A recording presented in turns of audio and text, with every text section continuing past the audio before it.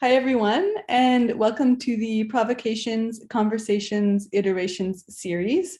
This is part of the ongoing Provocations Project, which is facilitated by John MacCallum, Jessica Rajko, and myself, Teoma Naccarato. And this project began a couple of years back in 2018 and has continued with multiple calls for provocations on different questions, often in relation to movement, music, and computing. And this year, the Provocations Project is actually a provocations track in the context of Slow MoCo, which is the extended format of the conference on movement and computing.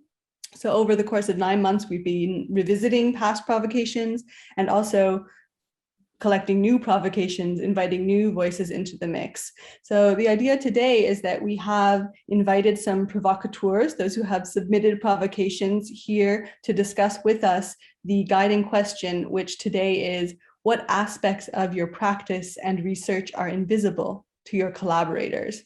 And we're very excited to have with us two pairs of collaborators. We have with us Giselle and Mansi Patel, as well as Avital Meshi and Treyden Chiaravalloti. We will begin by inviting each pair to briefly introduce their provocation, and then we will move into some questions for one another and more open discussion. So I will hand it over to Giselle and Mansi. Thank you so much. So I am Mansi Patel and I'm a designer from the Faculty of Architecture, and I'm here with Giselle. She's a visionary thinker, choreographer, and everything everyone can think about. I and Giselle began our journey when we met at the MFA program at SCA, at SFU. And from there, we saw each other's work and we were influenced by the methodologies we worked, and we started collaborating on numerous projects. And after our collaborations and working together, the methodologies and the process that we work with even influences and informs our works today. I would just like to read a few lines from our provocation. An important question that we ask from the beginning and will continue to revisit throughout the process is how our collaboration is necessary. Overall, our collaboration has elated both our practices in achieving the visions we have in future projects, both together and individually. We continue to inform one another through our individual practices to enhance our collaborative works. Throughout our journey, we created installations that integrated light, sound, movement, designing spatial spaces to create spatial temporal experiences for viewers. And here we are today with our individual works, yet they follow our collaborative methods and practices. Yes, that's for me and Giselle.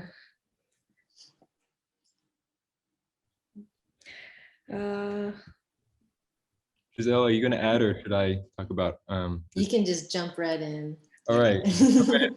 I think we're excited to engage in conversation, so I'll kind of keep it brief. And I would encourage reading the statement, because it's more about the statement we sent was more a description of this project we're working on, or one of the first projects we've collaborated on. And something in our conversation last night that came up that I guess I want to mention is the idea that the beginning of a collaboration is as epic as the ending of a collaboration. And so this is one of our first, the ones we sent to you is one of our first collaborations together. And it's revolves around this VR headset, and I think I brought it to the space, and then Avital was like, well, give me the remote controllers, and we just started playing with this interaction of using one interface and kind of splitting it and using it in ways that wasn't designed for.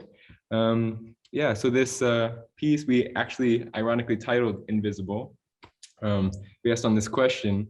And yeah, it's kind of it materializes this relationship where there's a clear communication between two individuals, and yet there's a hierarchical difference between who's influencing who. And so I think this was really interesting in Teoma mentioned how we have like the idea of an architect within our statement. And so the person that has the remote controllers ends up becoming the architect of the person inside of the headset. So there's becomes this dialogue and this hierarchy of this person outside is starting to build the world of the person inside.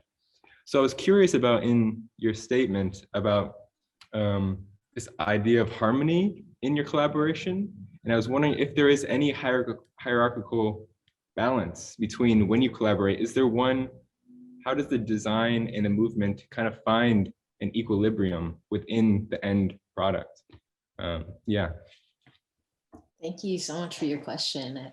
It's something that Mansi and I just discussed this morning in noticing the difference of how we both like wrote about collaboration. And I think for us, it was less about a hierarchy and more about a conversation and a continued conversation and understanding naturally like what roles were necessary, who had agency and when, without having to predefine them. So for us, it was really surrendering to the process and the approach in the process. Our question for you actually was how the role of technology helped you unpack the hierarchy between architect and user. And also what were your findings in this process of research?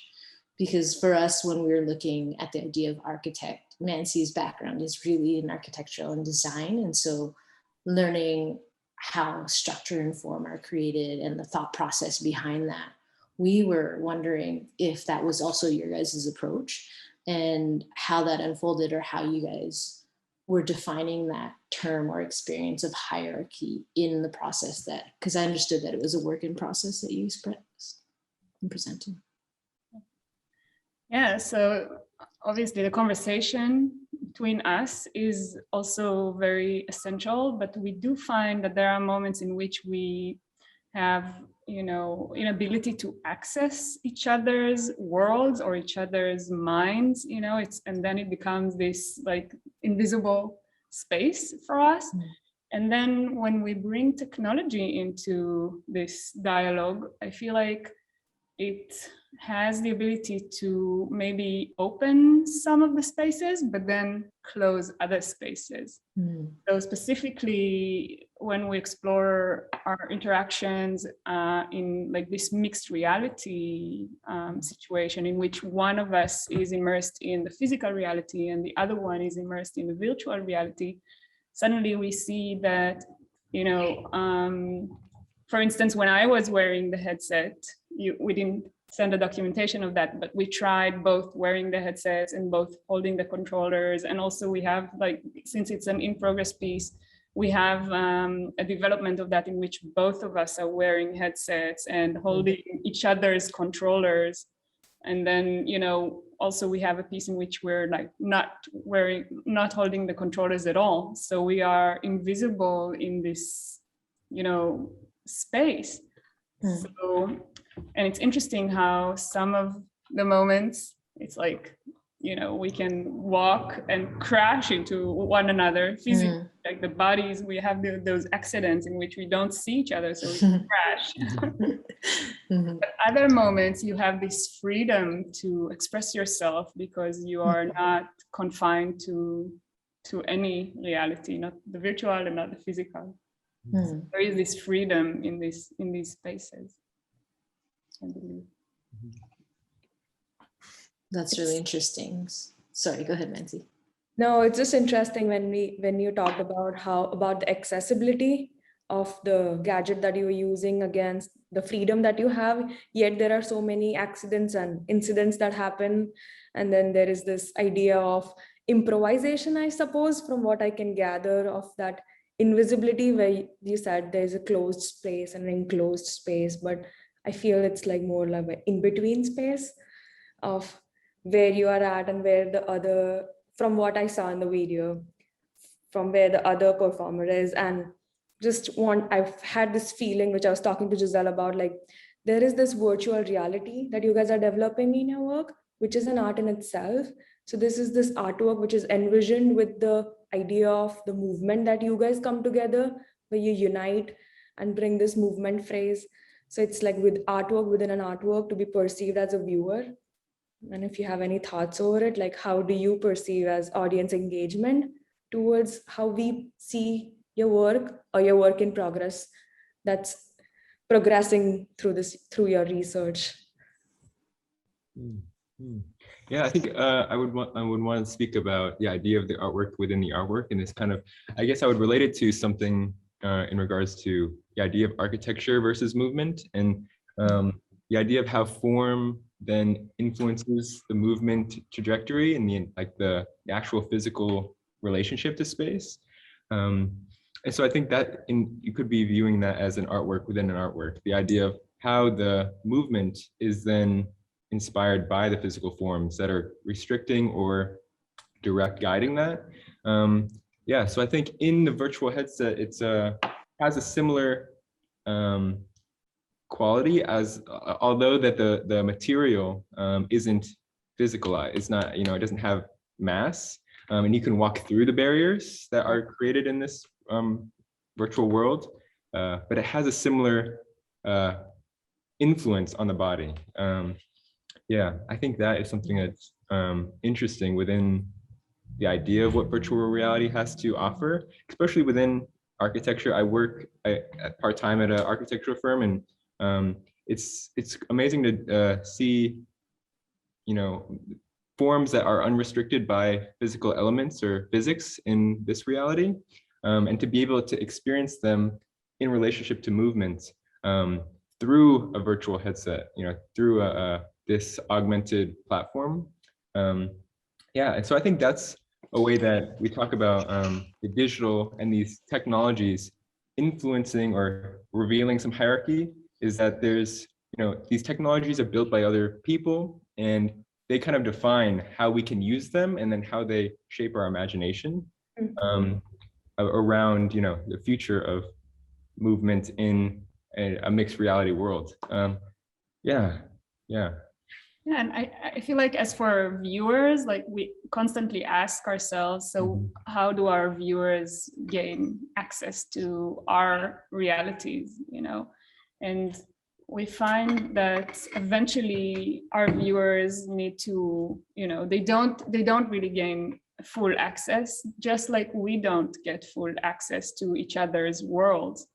So in our project, eventually we allow them to have access to both realities in the same time, and then they have to kind of like move their gaze from one reality to another, and then they become the ones who need to patch those realities and kind of like put them together and realize where they do go along together and when they don't go along together, and kind of like acknowledge the fact that these are distinct, entities or distinct realities or distinct people, Yeah, I think to clarify that, so we're streaming what the headset is seeing onto like live feeding it through Twitch. So somebody could watch what's happening in the physical space, and then also watch what the one character is seeing in the headset.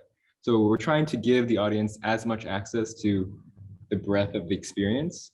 Yeah, but there's something that we've been talking about, is like the idea of experiential aesthetics, about how some things are meant to be experienced themselves. And, I think that's just.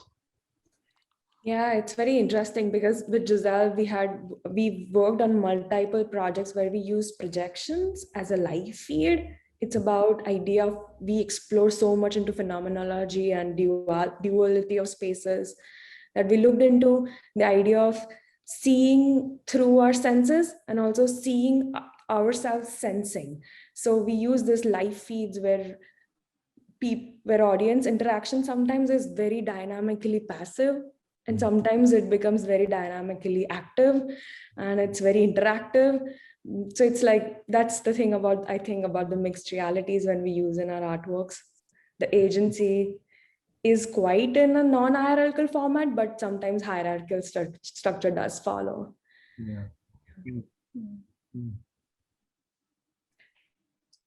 Something I'd ask in terms of like, when you're talking about these mixed realities between the virtual and the physical world, what happens in between those two spaces? Like, so what's the interaction? Is that what is invisible? Is that sort of this like, or visibly hidden connection between those worlds is the audience being able to perceive and see what you're seeing, and building the bridge with imagination to like understand how those roles are interchanging. What is sort of the desired outcome to make visible? Like, what do you want people to see, and what do you want to remain hidden? I think so. We often talk about the space in between realities. It's a sort of like a liminal space, and so many things happen in that liminal space. You know, I feel like, and maybe the liminal space is where we end up meeting.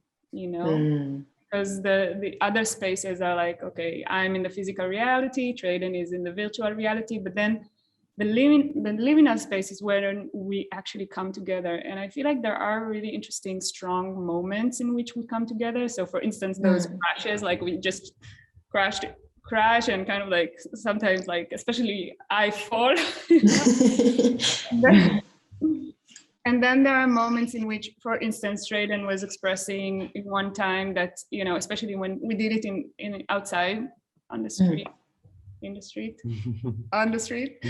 And Treyden was like saying, you know, since you were holding my controllers, you become this person who sort of like saves me, because I'm totally, I can't see what's going on, and I'm in, like I'm out there, and you know, there are cars and people, and it's like, and then so there is this relationship, and then there are moments of glitch, which are really, really interesting. So that in which the controllers are not connected to the headset, and then, you know, I'm in the physical reality. I know that it is my responsibility to make sure he's, you know, in communication with me, but he's not responding to my controllers because they got disconnected.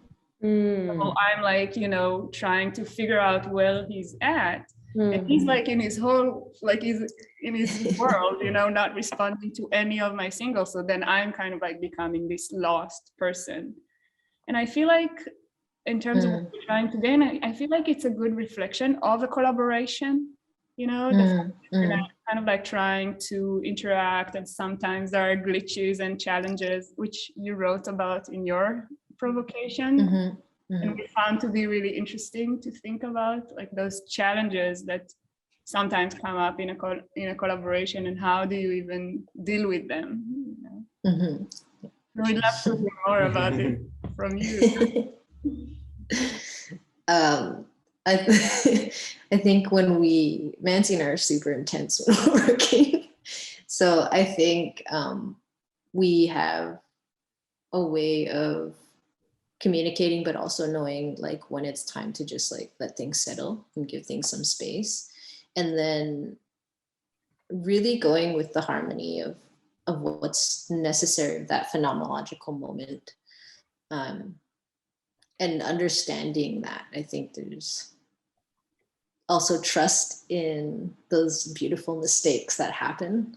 I think a lot of our work that we created has a lot to do with the balance of like surrender and freedom. You know, it's ironic, but there's a really heavy balance between when we surrender to that moment, and then when it's time to kind of step in and be in participation as creator. It's like one thing, for example, like when you're talking about the user, which Treyden, like when you had the oculars on, is interesting because even though we can't perceive his reality, his manifestation, his physical manifestation is what is tangible and real to a viewer. So in a way, he is the architect of that particular moment of reality if there's an external perceiver. So there he becomes then both the observer and the observed, the seer and the seen. And so I think there's a really interesting dynamic when you're talking about these mixed realities, because I think that idea of mixed reality isn't so linear, but rather it's multidimensional. And so in terms of like collaboration and how to find things, I think Mansi and I have to understand, like connect on which dimension we're actually speaking from and on and with, to then understand where we want to meet again. And so in terms of those challenges, they're just sort of these reminders that we're not always on the same plane, but there's always a place to meet. And maybe that place of meeting is in between, in that liminal space that you're talking about. So yeah, I think Mansi had one other question.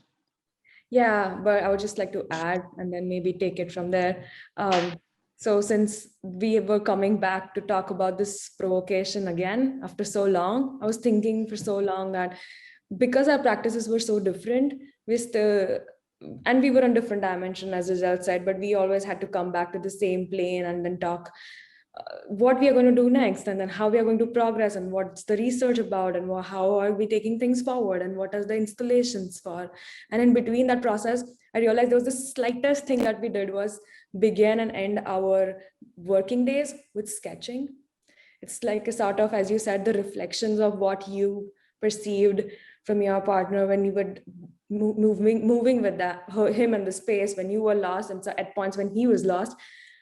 When we were at different dimensions, we used to just start and end our days with reflecting our thoughts through sketching. And it's like a very simple somatic way that affects our psychology of what we did throughout the day and what we were going to do throughout the day. Just reflecting onto them, simple lines, movement, phrases. And so it was like a very simple gesture that always brought us together no matter where we were, before we start and after we stopped, and go back to our own worlds and come back again and start our practice again. So yeah. Interesting you say that, because eventually what we do with the VR headset is sketching as well. Yeah. And that what brings us together, you know, those sketches that are being made in the virtual space, but I feel like they're very similar to sketches that, you know. Yeah. Yeah. Yeah, that's true. It's the next is also not like a question, but a way of thought, because it's very personal to me as well. And I was talking to Giselle since a few days now that the vocabulary, because she's a choreographer and I'm an interior designer. So I see houses first. She sees movements first. So how that vocabulary influenced me to think through the designing of spaces in a very choreographic manner. But just by replacing few terms doesn't just make the whole research, but the ways that we think and perceive. So reading your provocation made me think how the terminologies or the vocabulary of how you feel about the virtual space influences the way you move. Or does it even feel like it? Just wanted to know your thoughts about it. I think first I want to mention the idea of invisibility that Giselle brought up, and I think we talked about last night the idea of how Esther Perel's work is in relationship to the idea of collaboration, and that some things need to be invisible to become, it makes it erotic or it makes it challenging, which then pushes the collaboration. So I think even in sharing the work with an audience, there's this like balance between what is invisible and what is visible to make it like that. Yeah, have that balance between the difference and the desire for more. Yeah, and in regards to that question, I think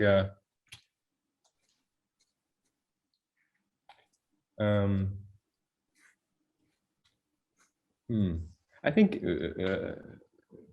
for me, the physical vocabulary wasn't necessarily, it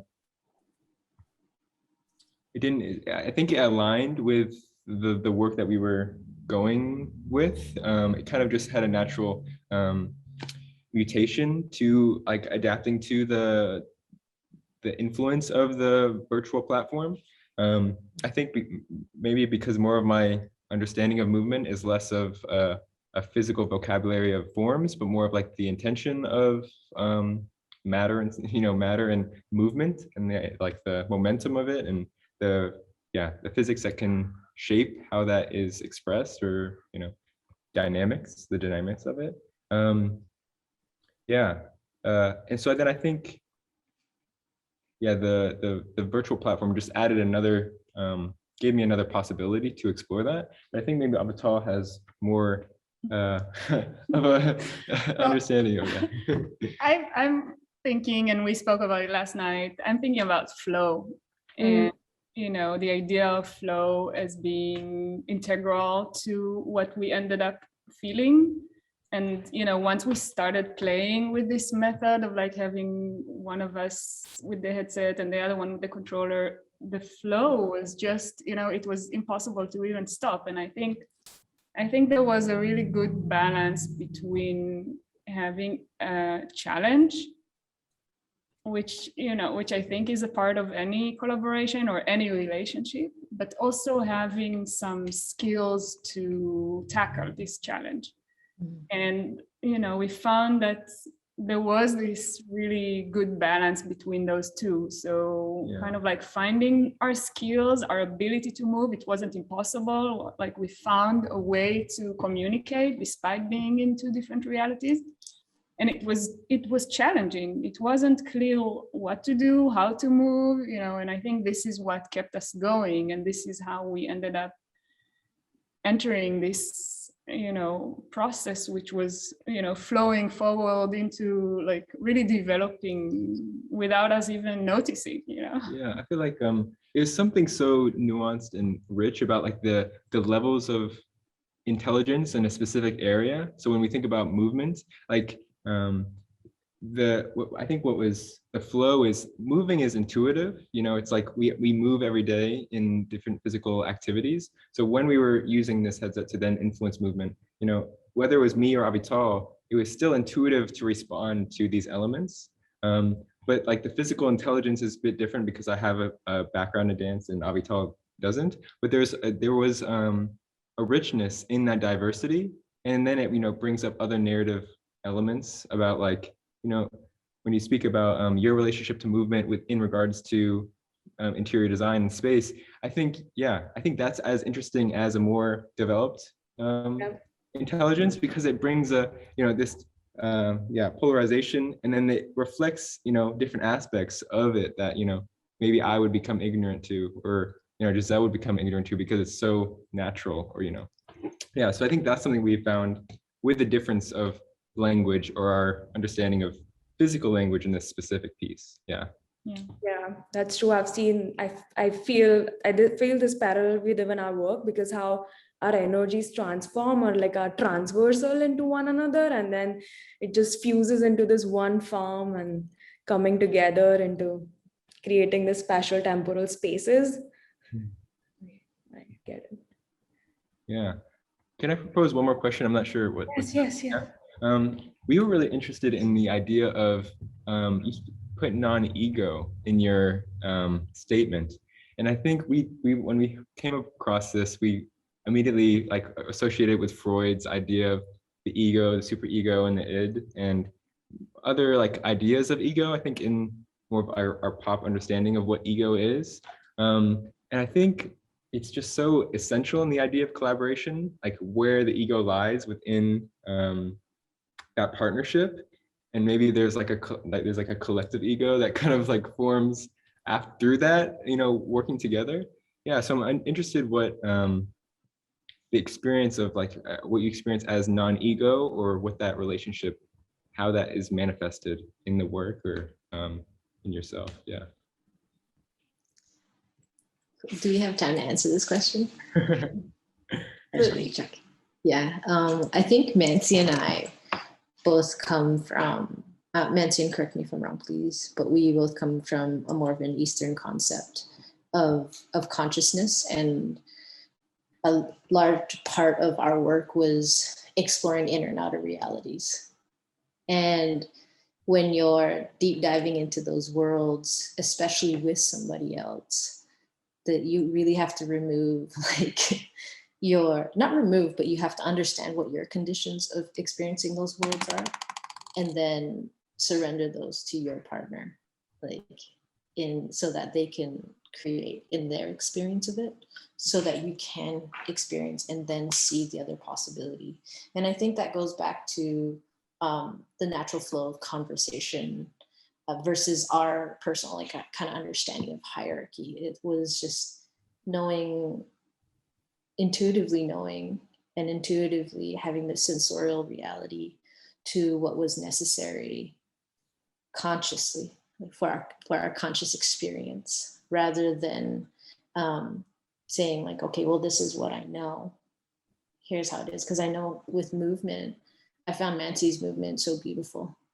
How she moved naturally, even while she's sketching or when she's extracting things through space or when she's building form. And I could never do that because my body, like as you're saying, Treyden, was already trained in particular forms. So having her, see her move in that way, and then being a part of extracting those forms and building those structures myself, it was only then, like in the act of doing that, I could tap into that possibility of what her world could be like.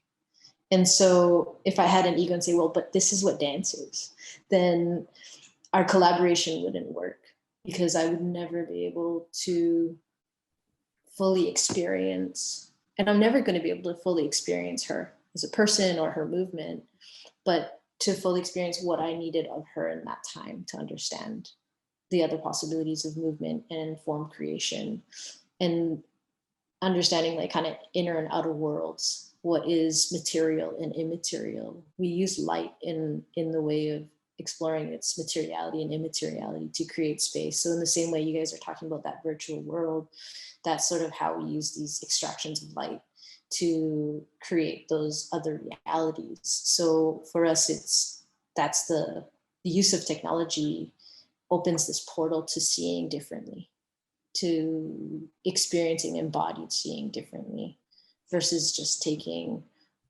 what our patterns are and sort of just subjecting ourselves that those patterns are the same. So when we talk about ego, I think we speak in a way of like consciousness, and more so with Eastern philosophy rather than, for me, it's more so with Eastern philosophy rather than Freudian theories. But yeah, that's sort of where it comes from. That's what I was kind of interpreting. Yeah, the idea of like non-attachment, and something we talked about is like more of an awareness that somebody else's thoughts is important. You know, they're important. It's like this commitment to letting that in, like really digesting that information. Yeah.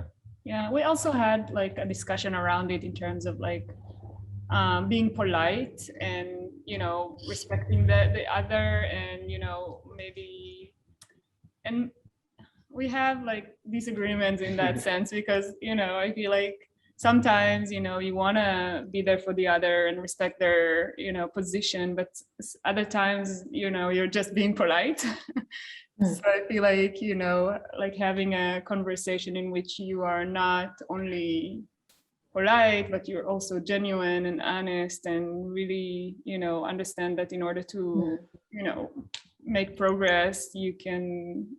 And I think also that's part of like letting go of the ego, knowing that your collaborator is, you know, honest with you and say, like, you know, saying things that might in other situations be heard, like hard to be heard.